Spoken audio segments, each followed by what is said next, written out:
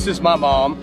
I'm telling you, she is the queen of jarring and gardening, whatever you want. She knows what to do, and that's what she has here. So Mom, tell them the name of your business, first of all. Okay, the name of my business is Nana. That's what my grandchildren call me. And the name of my business is Nana's Bless Your Heart. And the reason I chose Bless Your Heart is because when I I sell my jars, they are blessed, and I just want to bless people's hearts. So that's what I want to do. And all my products are either grown in my own garden or they're bought locally from local producers. And everything and all the ingredients are fresh and natural, and you can rest assured of that. So Christmas is coming, and so you have these awesome little gifts you can do. So you have corncob jelly, red pepper jelly, and a basil jelly. So yes. What I love what you're doing is this is so unique, and you don't see this kind of stuff like on the shelf at the grocery store. Right. So tell me a little bit about what you can do with these particular types of jams. Okay. Well, the corncob jelly is actually made from corn cobs, and it's really a unique flavor. It doesn't taste like corn, FYI. It's a unique flavor, more like honey. And then the red pepper jelly is made from red peppers, a variety of red and green peppers, and it's perfect for Christmas, your Christmas table.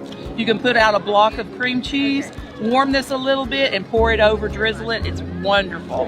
The basil jelly, I've been told, is one of the best jellies to spread on an everything bagel. It's sweet, it's infused with white wine, it's a French recipe, and it's delicious on buttered toast or croissants with butter. So I'm going to tell you what we have at the Ketter Homes house that is in our cabinets. We literally have a box upstairs in our closet, and when we run out of it, we say, Josie, go up and grab another strawberry jelly.